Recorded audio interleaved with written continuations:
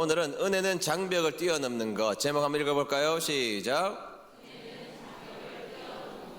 네, 은혜는 장벽을 뛰어넘는 것이라는 제목을 가지고 하나님 말씀 전가하도록 하겠습니다. 오늘은 베드로에 대한 이야기 24번째 이야기입니다.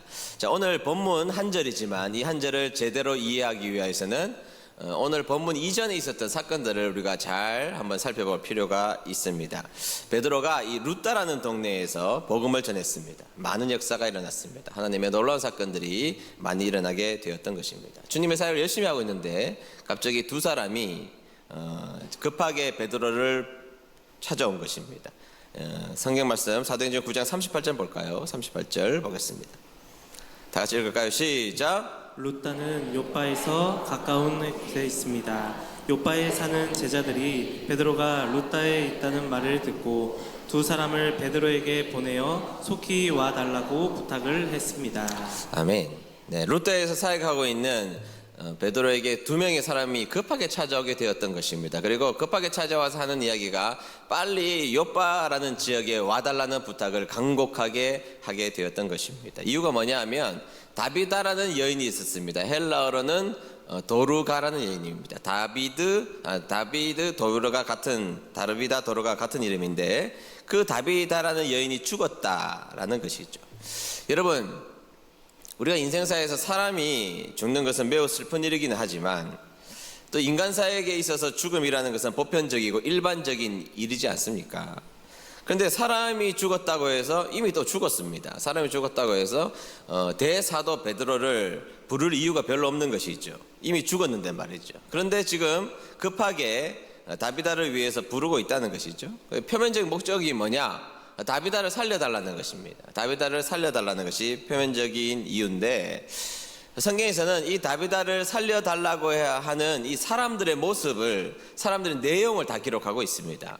자, 왜 살려달라고 하는지를 한번 보도록 할게요. 이 36절 하반절 말씀 보도록 하겠습니다. 36절 하반절입니다. 시작. 다비다는 언제나 착한 일을 하고 가난한 사람들을 돕는 일에 힘썼습니다. 아멘. 제가 항상 성경적 착함은 착한 일을 해야 착한 사람입니다. 그렇게 말했죠. 성격이 온순한 사람을 가리켜서 우리는 착한 사람이라고 말하지만 성경에서는 착한 일을 하는 사람을 착한 사람이다 이렇게 말하고 있고, 다비다는 가끔, 때때로가 아니라 항상입니다. 항상. always. 항상 가난한 사람을 도왔다 이렇게 말하고 있죠. 이 다비다를 살려주십시오. 왜? 다비다는 항상 가난한 사람을 도와줬던 우리 동네에 너무나 깨끗한 사람이었기 때문에 살려달라고 요청하는 장면이죠. 39절 하반절을 보겠습니다. 39절 하반절도 보도록 하겠습니다. 시작. 모든 과부가 베드로 곁에 서서 울며 도르가가 그들과 함께 있을 때에 지은 속옷과 겉옷을 다 내보이거늘. 아멘. 사람들이 막 울기 시작했습니다. 막 울더니 뭐라고 그러는가 하면 그동안 이 도르가라는 여인, 다비다라는 여인이 가난한 자신들을 위하여서 주었던 옷들을 주섬주섬 꺼내서 사도 베드로 앞에 이렇게 놓게 되었던 것입니다. 오늘날 생각해보면 뭐 옷 하나 준 게 뭐 그렇게 대단한 일인가 그렇게 생각하는 마음이 있을지 모르겠지만 예수님 당시에 그 옷이라는 것은 옷의 의미를 뛰어넘어서, 그러니까 의복의 의미를 뛰어넘어서 재산에 속하는 경우가 많았습니다. 여러분 성경에 보면 예수님이 그러지 않아요. 너희들이 성사에 휘말려서 속옷을 달라 그러거든 무엇을 주어라? 겉옷까지 주어라 그렇게 말하지 않아요. 그러니까 성사에서 옷을 달라는 성사가 있었다는 것이죠. 그러니까 여러분 이 옷이라는 것은 단순하게 그냥 옷 한 벌 이게 아니라 재산의 역할을 감당하는 옷이 굉장히 그 당시에 보편적 사고 속에 있었다는 것이죠. 특별히 오늘 겉옷에 해당하는 언어가 히미티오라는 단어인데 이 히미티오는 이불로도 사용할 수 있고 망토처럼 입을 수도 있고 그냥 옷처럼 할 수 있는, 심지어는 저당까지 잡힐 수 있는 금전적 가치를 지니고 있는 옷을 말하는 것이죠. 따라서 그 말씀을 비추어서 보면 이 다비다라는 여인은 재산을 가난한 사람들에게 나누어 주었던 사람, 그 사람이 다비다, 도르가였다고 성경에서 말하고 있는 것이죠. 더군다나 그 일에 다비다는 힘썼다 이렇게 말하잖아. 힘썼다. 이 원어도 헬라어에 보면 프레레스라는 원어인데요, 흘러 넘쳤다는 것입니다. 인색함으로 하지 않았다는 것입니다. 어려운 사람이 있으면 그냥 적당하게 주는 것이 아니라 차고 넘치도록 자신의 재산을 그들을 위해서 사용하는 여인이 다비다라는 여인이었다는 것을 성경에서는 말해주고 있는 것이죠. 그런 의미에서 다비다는 주님의 은혜를 맛보고 사랑의 진수인 낭비의 사랑을 실천하고 있는 중입니다. 여러분, 사랑의 첫 번째 속성, 제가 항상 강조하는 건 낭비거든요. 낭비하지 않는 것은 사랑이 아닙니다. 그러니까 여러분, 지금 이 다비다는 예수님께, 하나님께 받은 그 귀한 사랑을 생각하면서 많은 사람들에게 낭비의 사랑을 지금 감당하고 있는, 착한 일을 감당하고 가난한 사람을 도와주고 그것이 흘러넘치도록 다른 사람을 위해서 그 헌신의 자리에 선 사람이 바로 다비다였다는 것이죠. 그래서 사람들이 모였습니다. 사도 베드로, 제발 선생님, 제발 이 다비다를, 이 도르가를 제발 좀 살려주세요 하면서 모든 사람들이 울었던 것입니다. 자, 그러자 40절에서 41절 말씀입니다. 41절까지 제가 읽겠습니다. 베드로는 사람들을 모두 내보낸 뒤에 무릎을 꿇고 기도했습니다. 그리고 나서 시신을 향해 몸을 돌려 다비다여 일어나시오라고 말했습니다. 그러자 다비다가 눈을 떠서 베드로를 보더니 일어나 앉았습니다. 베드로가 손을 내밀어 다비다를 일으키고 성도들과 과부들을 불러서 다비다가 살아난 것을 보여주었습니다. 할렐루야. 모든 사람들의 기도가 모아졌던 것입니다. 사람들의 기도가 모아졌고 사도 베드로는 하나님 앞에 간절히 기도해서 그 죽은 다비다를 살려내는 역사가 일어나게 된 것입니다. 여러분, 이 요바에 얼마나 기쁜 소식입니까? 이 동네에서 너무나 멋지게 살아갔던 그 다비다가 죽었을 때 모두들 낙심했을 것입니다. 모두들 슬픔에 빠졌을 것입니다. 그런데 그 다비다가 살아나게 되었던 것입니다. 잔치가 일어난 것입니다. 더불어 다비다는 자신이 이 놀라운 기적의 주인공이 된 것이니까 얼마나 기쁜 일이 그 요바 지역에 일어나게 되었겠습니까? 얼마나 귀한 일입니까? 자, 이것이 오늘 본문 이전에 있었던 사건이라는 것이죠. 자, 그리고 나서 베드로는 사명을 위해서 다비다의 동네, 즉 요바의 기적의 동네에 좀 더 머물러야 될 사명이 있었던 것으로 추정이 됩니다. 자, 그러면 여러분, 이제 요바에 더 머물러야 됩니다. 요바의 초청을 받아서 요바까지 와서 다비다를 살려주었습니다. 자, 그리고 요바에 더 머물러야 된다면 여러분, 어디에 머무르는 것이 합당합니까? 다비다의 집에 머무르는 것이 합당하죠. 왜냐하면 다비다는 주위에 많은 사람을 도와줄 만큼 부유했던 사람이기도 하고 또 다비다를 살려냈기 때문에 베드로는 다른 곳에 갈 필요 없이 다비다의 집에 머물면 아주 융숭한 대접을 베드로는 받았을 것이고 다비다는 베풀어 주었을 것입니다. 그리고 자신을 살려준 이 베드로를 위하여서 다비다가 은혜를 갚을 수 있는 기회도 그 집에 머물게 되면 다 이루어지는 것이기 때문에 베드로는 다른 집 말고 다비다의 집에 가서 머물면 되는 것입니다. 그리고 다비다에게 도움을 받았던 사람들이 다 모여들어서 대사도 베드로를 쳐다보고 자신을 돌보아 주었던 살아있는 다비다를 만나며 도란도란 모여서 하나님의 이야기를 하면 그곳이 천국이죠. 천국. 하나님의 이야기를 하는 천국, 사도가 있는 천국, 하나님의 은혜가 편만한 천국, 우리를 도와줬던 죽었던 다비다가 살아났던 천국, 같이 도란도란 이야기하는 그 천국이 얼마나 그들 가운데 좋은 일이었겠습니까만, 근데 성경은 이 이야기가 다음 구절인 오늘 본문으로 연결되어 있다는 사실이 저는 너무너무 감격스럽고 은혜의 진수를 만난 것과 같은 느낌을 가지게 됩니다. 여러분, 우리가 은혜라는 것은 받을 만한 사람이 받는 것도 은혜죠. 예컨대 다비다 같은 사람이잖아요. 다비다 같은 사람이 은혜를 받았다? 그거는 모든 사람들이 볼 때 참 합당한 일이라는 생각이 들 것입니다. 그런데 여러분, 우리가 은혜라는 단어를 정말로 진짜 해석하는 중요한 내용 중에 하나는 무엇이죠? 은혜 받을 만한 자가 은혜를 받는 것이 아니라 무가치하고 은혜 받을 아무런 자격이 없는 사람이 받은 그 은혜를 가리켜서 진짜 놀라운 은혜라고 설명해 주고 있는 것 아니겠습니까? 여러분, 우리가 왜 오늘날 십자가의 은혜를 오늘날 우리가 은혜라고 말하느냐 하면 그 십자가의 은혜, 영원하신 하나님, 신되신 그분께서 아무런 자격이 없고 능력 없는 이 땅에 찾아오셔서 천하디 천한 우리들을 위해서 자격 없는 자에게 다가오셨기 때문에 그것이 은혜 아니겠습니까? 여러분, 은혜는요 갚을 길도 없고 자격이 없는 자에게 찾아온 그것이 바로 은혜라는 것이고, 그것이 은혜의 진수고 복음에 담겨져 있는 굿 뉴스, 기쁨의 소식 가운데 담겨져 있는 내용이라는 것입니다.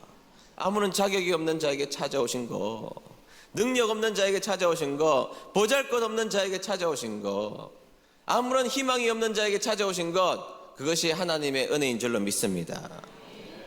그런 차원에서 보면 오늘 본문인 사도행전 내용은 사도행전 가운데 베드로의 행보 가운데 가장 중요하고 아름다운 행보라고 저는 생각합니다. 그런 의미에서 43절 다시 읽도록 하겠습니다. 43절 읽겠습니다. 시작. 베드로가 요빠에 여러 날 있어 시몬이라 하는 무도장이의 집에서 머무니라. 아멘. 자, 43절. 자, 베드로가 누구의 집에 머물렀다고요? 시몬의 집에 머물렀다 이렇게 말하고 있고, 그 시몬의 직업은 뭐라고 이야기하고 있어요? 무두장이라고 말하고 있습니다. 뭐 이게 뭐가 그렇게 대단한가? 뭐 그렇게 생각할 수 있겠죠. 이것이 뭐가 그렇게 대단한가? 그래서 제가 필요한 겁니다. 여러분들에게 이 한 절을 설명하기 위해서 제가 필요한 것이죠. 여러분, 베드로가 어디에 머물렀느냐? 무두장이 시몬 집에 머물렀다 이렇게 말하고 있는 것입니다. 그런데 여러분, 이 장면은 매우 충격적이고 매우 과격하며 그 당시에는 있을 수 없는 일이고, 그래서 은혜로운 장면인 것을 우리는 생각해야 한다는 것이죠. 자, 여러분, 시몬의 직업이 무두장이 이렇게 나와 있습니다. 무두장이가 뭐냐? 오늘날로 말하면 가죽 세공업자입니다. 자, 오늘날 가죽 세공업자는 돈도 많이 벌고 전문직으로 사람들에게 인정받는 직업 중에 하나이지만, 그 당시 예수님 당시에 유대 사람들에게 무두장이라는 직업은 천민 중에 천민에 해당하는 직업입니다. 우리가 크리스마스 날 가장 낮은 직업군에 해당하는 사람이 목자라고 말했는데, 목자보다 더 아래에 있는 직업이 하나 있다면 그것은 바로 무두장이, 가죽 세공업자였던 것입니다. 왜 그럴까요, 여러분? 여러분, 유대 사람들에게는 가장 중요한 법이 하나 있는데, 태어나면서부터 외우고 익히고 훈련받는 것이 정결법입니다. 레위기를 배우고 레위기의 정결한 것에 대해서 매우 깊게 배우고 있습니다. 이것이 정결한 음식인지 부정한 음식인지, 정결한 동물인지 부정한 동물인지, 정결한 것인지 부정한 것인지에 대해서는 철저하게 어릴 때부터 학습받아서 부정한 것은 멀리하고 정결한 것은 가까이 하는 훈련들을 철저하게, 아주 철저하게 받았던 사람들이 유대인들입니다. 그래서 여러분, 지금도 유대인들은 부정하다고 생각하는 돼지고기는 입에 대지도 않습니다. 여러분, 베드로가 무두쟁이 시몬의 집에서 한 일은 하나도 기록되어 있지 않아요. 성경에서 핵심이 뭐냐? 무엇을 한 것이 아니라 이 사도 베드로가 무두쟁이 시몬 집에 머무른 그 자체가 사명이었던 것입니다. 사역이었고 사명이었던 것입니다. 그리고 이 일은 천하디천한 무두쟁이에게는 말할 수 없는 은혜, 대박의 은혜가, 자신의 인생 가운데 너무 상상하지도 못했던 대박의 은혜가 자신의 인생에 압도적으로 찾아오게 되었던 것입니다. 그런데 여러분, 잠시, 자, 여러분들이 베드로가 한번 되어보시면, 자, 무두쟁이 시몬은 은혜를 받았습니다. 근데 여러분들이 사도 베드로가 한번 되어보십시오. 여러분, 베드로에게 있어서 그가 무두쟁이 시몬의 집에 머무는 것은 쉬운 일이었을까요? 아닙니다. 베드로도 유대인이었고 어릴 때부터 정결한 것과 부정한 것에 매우 민감했습니다. 부정한 물고기가 잡히면 얼씬도 하지 못했고 정결한 물고기만 잡으려고 노력했던 것입니다. 유대인이었기 때문에 정함과 부정함에 대해서 매우 민감하게 살았던 것입니다. 태어나면서부터 가장 중요한 습관, 가장 중요한 훈련으로 받았던 것, 정결한 것과 부정한 것을 철저하게 나누며 살았던 존재가 베드로였던 것입니다. 그런데 여러분, 무두쟁이 시몬의 집은 부정한 곳입니다. 부정한 사람이 머무는 집 전체가 부정한 집입니다. 그런데 여러분, 베드로가 무두쟁이 집에 자면 어떤 일이 발생하느냐? 무두장이가 닦았던 그 수건으로 자신의 몸을 닦아야 합니다. 그 천하디천한 더러운 무두쟁이가 덮고 있었던 그 이불을 덮어야 합니다. 그리고 무두장이의 상에서 무두장이와 함께 밥을 먹어야만 했던 것입니다. 베드로 입장에서 얼마나 그 순간이 찝찝하고 불결했겠습니까? 두 가지로 좀 나누어서 다시 한번 설명하면, 첫 번째는 우리가 믿음 생활하다 보면, 신앙을 가지고 예수님을 믿다 보면 현재의 내가 있죠. 현재의 나가 있습니다. 현재의 나가 존재하고 있습니다. 그런데 우리가 현재의 나가 있는데 말씀 앞에 딱 부딪히고 나서는 말씀을 지켜야 하는 내가 하나 더 있단 말이죠. 현재의 내가 있습니다. 사람을 미워했습니다. 죄 가운데 살았습니다. 무엇인가 엉뚱한 인생을 살아갔던 나의 모습이 있습니다. 그런데 말씀에 딱 부딪히면 내가 그 말씀대로 살아야 될 내가 존재하잖아요. 현재의 나와 그 말씀을 지켜야 될 나는 반드시 괴리가 있단 말이죠. 그것을 순종해 나가는 일이 쉽지도 않고, 순종해 나가는 일이 고통스럽기도 하고, 순종하며 나가는 일이 나의 인생 가운데 매우 어려운 일이라는 것은 분명한 사실입니다. 고통이 수반되는 일이라는 것이죠. 여러분, 사람을 사랑해야 된다, 이웃을 사랑해야 된다. 예를 하나 들어봅시다. 하나님이 우리에게 원수도 사랑해라. 지금 내가 어떤 사람을 미워하고 있습니다. 그게 현재의 나입니다. 계속 미워해도 됩니까? 예수님이 내 마음속에 계시고 성령님이 내 주에 계시고 성령님이 내 마음속에 들려주시는 음성이 끊임없이 있는데 계속해서 미워해도 됩니까? 안 되잖아요. 그러면 그 자리에서 사랑하는 자리로 나아가는 그 길목과 여정과 그 길은 매우 우리에게 고통스러운 일이란 말이죠. 충성도 마찬가지고 헌신도 마찬가지고 믿음을 지켜나가는 행위 모든 것에 괴리가 있단 말이죠.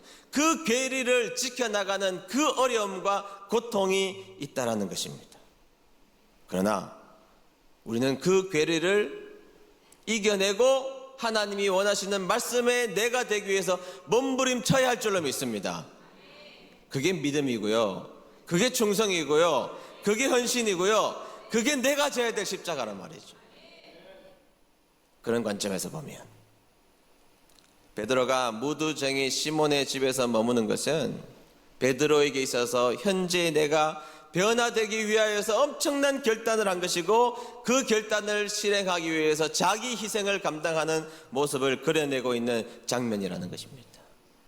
그 결국 신앙은 내 생각이 있죠, 내 기분이 있죠, 내 의지가 있죠. 그러나 주님이 주시는 명령과 주님이 주시는 뜻을 위해서 그 괴리를 이겨내는 것, 신앙인 줄로 믿습니다. 신앙은 그런 것입니다. 내 생각보다 주님의 생각이 크고, 내 의지보다 주님의 의지가 더 크시고, 내가 가지고 있는 연약함보다 주님의 능력이 크시고, 그것을 믿기에 그 괴리를 좁혀나가기 위해서 오늘도 몸부림치고 애쓰며 그 자리까지 성장해 가는 자가 주님이 기뻐하시는 자인 줄로 믿습니다. 그게 순종이에요. 순종은 그렇게 해나가는 것입니다. 오늘 내 생각 다 있죠, 내 마음 있죠, 내 기분 있죠. 그러나 그것보다 더 중요한 것은 하나님의 뜻이고 하나님의 의지이기 때문에 그 의지 앞에 내 생각을 내려놓고 아멘하며 나가는 것, 순종입니다. 제가 제일 듣기 안타까운 말 얼마 전에도 소개했는데 이 말이에요. 목사님, 아는데요.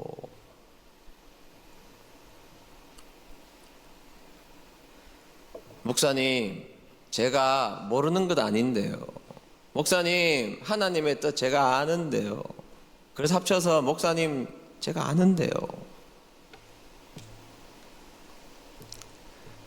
무슨 소용이 있습니까?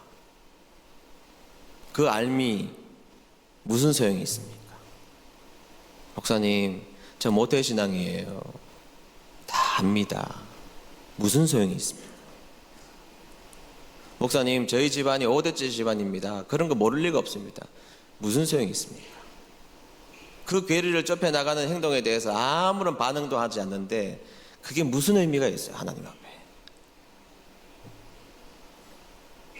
다 아는데요, 순종하지 못하고 실천하지 못하면 따라하겠습니다. 제가 어려운 신학 용어 하나 가르쳐 드릴 테니까 꼭 기억하고 계세요. 따라하겠습니다. 말짱도르무. 말짱도르무. 무슨 소용이 있어요? 신앙생활 20년 30년 한 게 무슨 소용이 있습니까?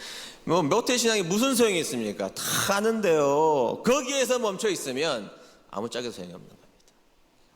사도 베드로는요, 하나님의 뜻 압니다. 율법은 폐해졌고 하나님 십자가로 말미암아 우리에게는 거리낌이 없다는 것을 다 알았습니다. 그런데 그 괴리가 존재하고 있지만 그 괴리를 부서뜨리고 하나님의 뜻대로 무두쟁이를 살리기 위해서 그 집에 들어갔던 베드로의 행보가 우리들의 행보가 되어야 될 줄을 믿습니다. 두 번째, 이 말이 왜 위대하냐? 무두쟁이 시몬의 집은 이제 더 이상 천한 존재가 아니라는 것을 확정해 주고 있는 장면이라는 것입니다. 이때 대사도 베드로가 이제 무두쟁이 집으로 침투하여 들어갔습니다. 더 이상 그 집은 천한 집 아니에요, 여러분. 사도행전 10장 6절에 보면 그의 집 소개하고 있는데 아까 이야기했기 때문에 말하지 않겠습니다. 시몬의 집은 저기 바닷가에 있다. 왜 기록해 놨겠습니까? 이 말은 멀리 떨어져 있었다는 거예요. 사람들하고 관계도 할 수 없고 관계하고 싶어도 관계할 수 없는 집이라는 것을 말하고 있는 것입니다. 부정하니까요, 더럽다고 생각했으니까요. 그래서 사람들과 동떨어져 있는 바닷가에 비릿한 냄새를 맡으며 살아가는 존재였던 것입니다. 그런데 여러분, 이제는 달라졌습니다. 왜 달라졌습니까? 천하디 천에서 아무도 찾아가지 않는 집이었지만 이제는 그 집은 그런 집이 아닙니다. 대사도 베드로가 작정을 하고 그 집을 찾아갔습니다. 그리고 그 베드로는요, 그 동네에 유력했던 다비다를 살인했던 위대한 사도였습니다. 위대한 사도가 예수님의 이름을 가지고 무두장이 시몬의 집에 갔기 때문에 그 집은요, 이제는 천한 집이 아니라 모든 사람들이 부러워하는 집이 된 것입니다. 베드로 사도 우리 집에 왔으면 좋겠는데, 베드로 사도 우리 집에 왔으면 좋겠는데 무두장이 시몬의 집에 갔으니 그 집 진짜 귀하다. 사람들이 제일 부러워하는 집이 된 것입니다. 여러분, 그래서요, 지금 2000년 지났잖아요. 지금도 이스라엘 성지순례 가면 맨 마지막 코스 중에 하나가 요바에 있는 무두쟁이 시몬 집에 가보는 거예요. 이번에 성지순례 간 팀들은 맨 마지막에 시간이 부족해서 못 갔지만 저는 갔다 왔어요. 성지순례 가면 반드시 포함되어 있는, 모든 성지순례 코스 가운데 반드시 포함되어 있는 곳, 요바에 있는 무두쟁이 시몬 집에 가봅니다. 왜 가봅니까? 무두쟁이가 훌륭해서? 시몬이 잘나서? 아무것도 한 일 없는데? 아니요, 그 집에 대사도 베드로가 찾아가면서 이 집은 하나님의 은혜가 머무른 집이라는 것을 우리가 알기 때문이에요. 그래서 2000년이 지나도 그 집에 반드시 사람들이 가봅니다. 아, 이 집이 무두쟁이 시몬의 집이었구나. 그리고 가보면요, 무두쟁이 시몬의 집, 피장 시몬의 집이라고 딱 적혀져 있어요. 옛날에는 허물 많고 숨겨왔던 집이었지만 대사도 베드로가 다녀간 이후에 그 집은 숨겨진 집이 아니라 놀랍게 사람들이 찾아가는 아주 유명한 명소가 되었다는 것입니다. 왜요? 하나님의 은혜가 받을 만한 자격이 없는 그 집에 머물렀기 때문입니다. 하나님의 은혜가 머무르자 역전의 역사가 일어나게 되었던 것입니다. 무두장이 시몬, 더 이상 천덕꾸러기 집 아닙니다. 사도 베드로가 찾아간 이상 그 집은 은혜의 집, 기념의 집, 사람들이 기뻐하는 집, 사람들이 부러워하는 집, 은혜가 느껴지는 집이 되게 된 줄로 믿습니다. 우리는 예수님이 직접 우리에게 찾아오신 사람입니다. 우리가 예수님을 영접하고 예수님을 믿었을 때 예수님을 영접했고 성령님이 우리에게 내주하신 줄로 믿습니다.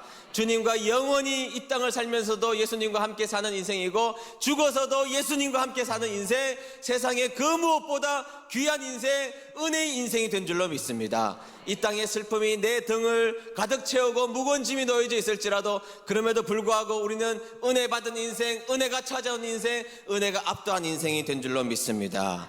세상 사람들이 여러분들에게 나에게 못났다고 이야기합니까? 누가요? 아니요, 우리는 예수님이 찾아오신 인생입니다. 여러분들의 낙심의 마음이 찾아오는 오늘의 여러분들의 마음이 있을지라도 여러분들에게 찾아오신 분 예수님이십니다. 우리를 강하게 붙들어 주시고 가장 고귀한 인생으로 우리를 인도해 주시는 그 은혜가, 그 은혜의 주인공이 다른 사람이 아니라 우리라는 것을 기억하시고 오늘 우리에게 주어진 삶을, 비록 험난한 인생이 나에게 찾아왔을지라도 용기 있게 걸어가시는 저와 여러분 되시기를 주의 이름으로 축복합니다.